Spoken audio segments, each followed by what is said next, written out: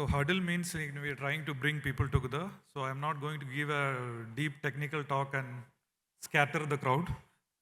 I will keep it very simple. So the idea of this talk is to give you a bigger perspective and show some of the things that we have been doing and things like this. So if you have any questions, please do ask. Okay, so if you look at graphene as such, it's one of the starting material, which discovered a whole sort of other class of materials called 2D materials. So what it has done, or what it is doing in the current scenario, is that you can take this kind of 2D structures and you can try to integrate into existing many of the materials and enhance some of the properties of these materials. So whether it's composites, whether it's like polymers, whether it's semiconductors, so applications are many.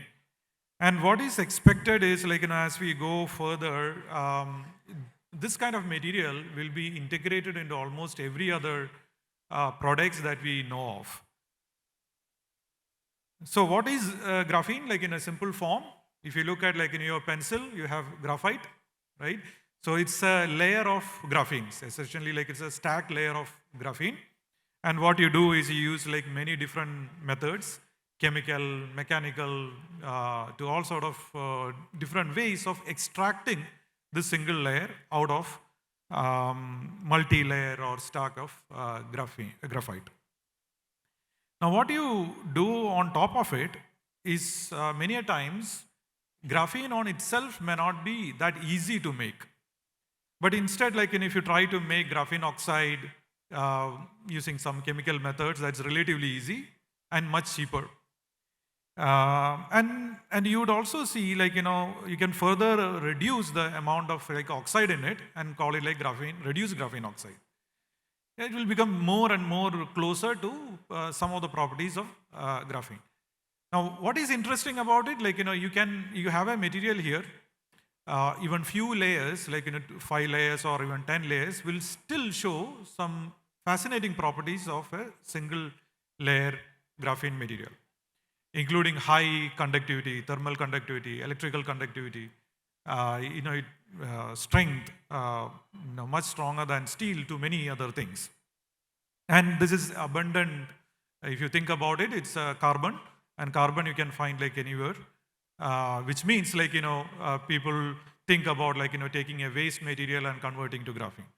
Wherever there is carbon, you're finding one way to convert that to graphene or related products. So this gives you a sense of where you can use it or what are the applications that you can think of. And pretty much it goes from transducers, supercapacitors to automotive sensors, semiconductors, optoelectronics, pressure sensors, all sort of barriers, coating, conducting. In aerospace industry, it can be used.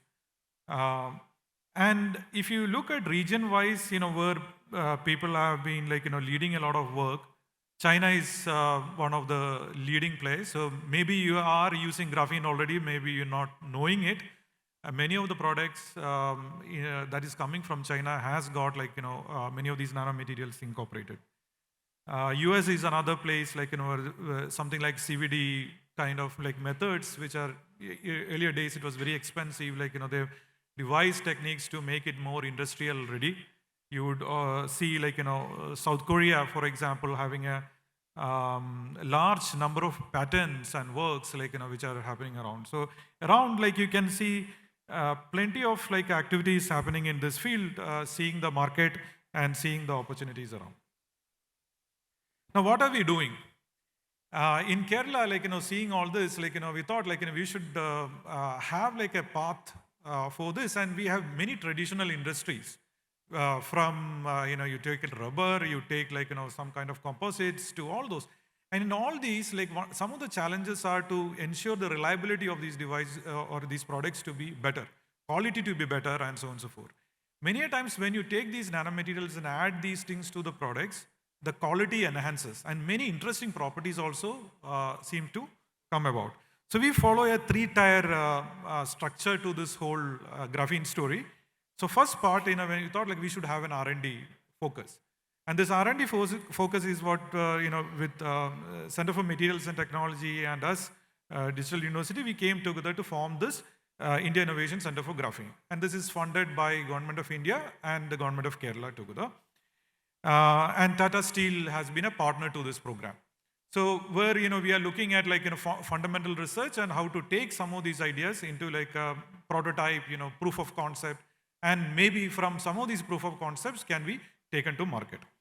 The second stage is taking it from say a prototype to a bit more a pilot scale, which you can test in a market. And there we have two aspects to it. One is the commercialization, analyzing the market, looking at whether the product itself makes sense. So if a scientist is going to work on something from the very start, the business comes in from day one into that scientific story. And along with that, we also think about a pilot plant facility where we can produce the graphene, the kind of graphene that is needed for product. There is nothing like a one type of graphene that you can use for everything, because every industrial process will introduce certain level of impurities, certain kind of functionalization that will be needed. And because of this, you need a very special facility for it. And the next part is the large scale production where large players needs to come in. So in terms of TRL levels, you can visualize it as 1 to 6 in the first, and then 5 to 9 going in, and the industrial park 9 and more going commercialization. So what we had done is we identified, we played with many things from touch sensors. We could make it very thin, highly sensitive touch sensors.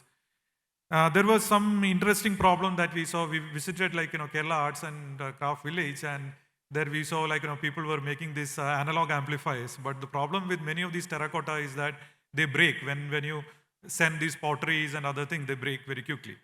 So what we did was we added some of these graphene nanomaterials and changed so the composition slightly changed. And you would expect the strength to increase. Yes, it did. But then it also increased the volume, right? So it means acoustic property also got changed. Then we started looking at things like RF, making antenna communication systems better. So we have graphene based antenna that we have created, integrated into clothing, integrated into body scanning, for cancer scanning and things like this. There are a few kind of works that were done. And my own personal favorite is building chips. So, we started looking into how we can integrate into that. And we have been working on all sort of different chips as well that we fabricated. Two of them we have showcased in the exhibition area there. You can have a look. And over this last 2-3 years, there are total our team has now from zero around 120 people. All of them, most of them PhDs, PhD students or researchers, working in various different, and everything is in translational area. So there is no, fundamental thing and it stays in the lab. Everything that we do, we are translating. So part of it, one of the things that we started is making things open source, right? One of the biggest challenge in some of these areas is IP is very, very close. So the technology never reaches for a startup to actually go and use and things like that. Especially chip industry is a classic example. Everything is protected, everything is costly. So we started this whole thing of open source chip movement.